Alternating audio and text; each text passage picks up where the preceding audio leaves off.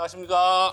안녕하십니까. 장애 청년의 자립을 돕고 있는 더 자립 채널입니다. 오늘은 장애 청소년들의 IT 실력, 활용 실태 뭐 이런 주제로 한번 얘기를 해보고자 합니다. 컴퓨터 참 산 게 언제예요? 개인적으로요? 네. 저는 97년도 IMF 네. 전후 이때쯤이죠. 저기 김대중 대통령 시절에. 그렇죠. 그때 우리나라가 정보 사업을 아주 엄청 밀었잖아요. 그렇게 이제 막 정보 사업이 비장애인 대상으로 엄청 파급되다가 비장애 청소년들은 컴퓨터 실력이 아주 뭐 기하급수적으로 쭉쭉쭉 올라가는데 상대적으로 장애 청소년들은 거기에서도 또 소외가 되니까 장애 청소년, 비장애 청소년의 컴퓨터 활용 능력의 격차가 더 심화될 거라는 그런 우려들이 나왔고, 제가 지금 현장에서 우리 담당 선생님들 얘기를 들어본 결과 특수 학교, 특수 학급은 학교보다는 그래도 조금 형편이 나은 것 같은데 학교에는 컴퓨터 활용 능력이 점점 더 떨어지고 있다라는 얘기도 들었거든요. 그래서 뭐 이 키보드 자판을 외우고 치는 친구들도 거의 없고 관심도 없어 하고, 스마트폰 나온 다음에는 컴퓨터 활용 능력에 대해서 동기도 더 못 느끼고 거의 스마트폰으로만 하려고 하고.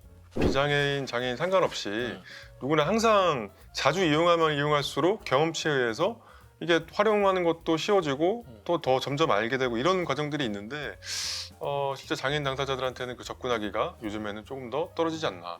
PC도 더 활용하지 않으니까 사실은 못 하는 거고, 네, 스마트폰도 마찬가지라고 봅니다. 네, 맞아요. 발달장애인들도 사실은 비장애인치만치의 어떤 만지고 활용할 수 있는 경험치만 있으면 그래도 어느 정도는 할 수 있지 않을까.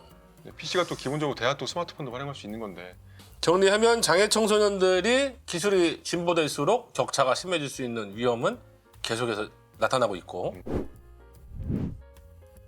제가 그간에 이제 현장에서 느끼기로는 우리 사회가 사실 굉장히 빠르게 변하고 있어요. 말하면 끝도 없지만 네. 저 같은 저 세대까지만 해도 사실 삐삐부터 권리버부터 그러니까. 그런 스마트폰까지 이어지는 모든 과정들이 있었는데, 코로나가 인해서 우리 사회가 점점 빠르게 변화됐는데 그 중에 하나가 대표적인 게 예를 들면 일상생활에 사실 지장이 되면 안 되는 거잖아요. 근데 요즘에 뭘 하더라도 키오스크를 활용할 때 병원을 가거나 아니면 물건을 살 때 이럴 때 보면 키오스크가 굉장히 많이 이제 사실 실생활에 많이 다가와 있는데, 맞아요.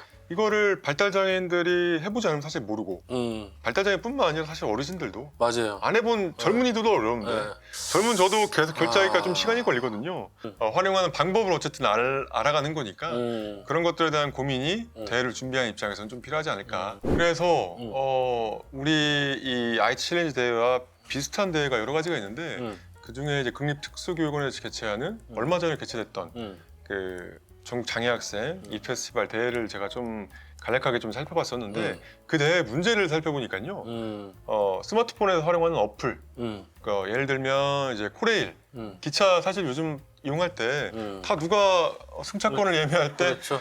사람 보고서 주문하지 않잖아요. 우리 같은 아저씨들이 거기 가서 현장 주문하는 그 외에는 다 이걸로 하는. 스마트폰 어플 활용해서 하고 있는데 그거에 대한 문제들이 있더라고요. 실제 장애 청소년들이 일상생활에서 활용할 수 있는 능력을 높일 수 있는 그런 계기가 되지 않을까 싶습니다. 컴퓨터 뭐 정보 검색을 할 수 있느냐, 그다음에 뭐 엑셀, 파워포인트로 문서 만들 수 있느냐보다는 트렌드가 좀 바뀌어가지고 이런 ICT 기계를 활용해서 자신이 일상생활에 어떤 작업을 수행할 수 있느냐로 관심이 좀 넘어가고 있는 것 같아요. 그렇죠.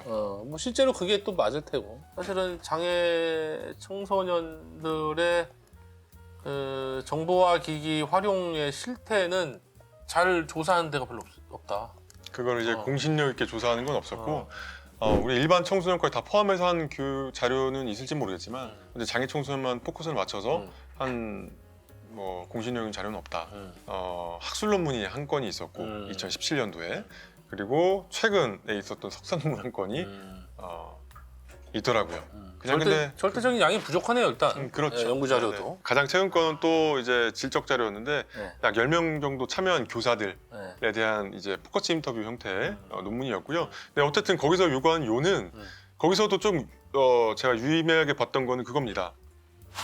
교사들의 역량, 교사들의 영향에 따라 참가 학생들한테 영향이 있다는 거. 그 말은 참가 학생의 의지보다는 교사의 의지에 따라 그런 대회에 참여하는 학생들이 늘어나고 줄어들고에 좀 개념이 있다. 그렇죠. 현장에서도 그런 것 같아. 네, 네. 맞습니다. 그럼- 대회를 사실은 이게 참가자를 모집할 때도 네. 참여자 대상자 당사자한테 홍보를 하기보다는 교사한테 그렇죠. 통해서 이제 모집을 하다 보니까 교사에 따라서 네. 모집의 양이 늘고 줄고에 음. 이런 좀 그게 좀 큰 것 같습니다.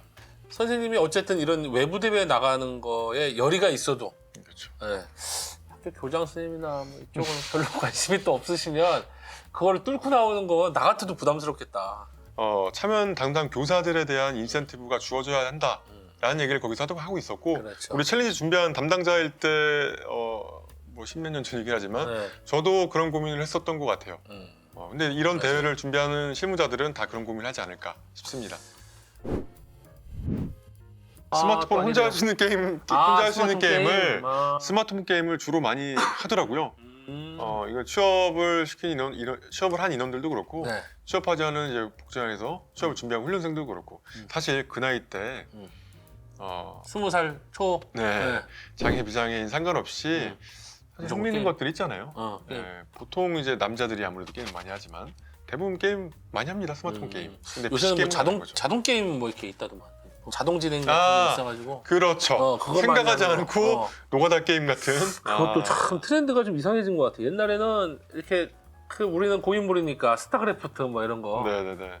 아주 정밀한 컨트롤을 빨리 하는 거에 트렌드가 있었다면 지금은 자동 키우기 이런 게 트렌드라고 하니까. 그 육성하는 게임이 한때 핫했는데 네, 그거 참. 비장애인들도 보면 가끔 이제 뭐 일하고 있는 직원들도 직원들이 그거 자동으로 하더만. 돌려놓고 자기는 일하고 있고 이런 그거 경우도 꽤 많이 봤습니다. 근데 그러니까. 장인들도 그렇다는 얘기죠. 네. 그런 게임을 할 수 있을 정도면 사실 경계성이거나 그렇죠. 그렇죠. 네. 중증 장애가 아니게 되는 거죠. 그렇죠, 그렇죠. 자, 오늘은 청소년들의 IT 활용 실태 뭐 이런 내용들을 한번 같이 나눠봤습니다. 결론적으로 얘기하면 연구 자료가 너무 부족하다. 네. 활용 실태라든가 동기라든가 뭐 대안이라든가 뭐 이런 것들에 대한 자료도 좀 부족하다. 감사합니다. 네, 수고하셨습니다. 네.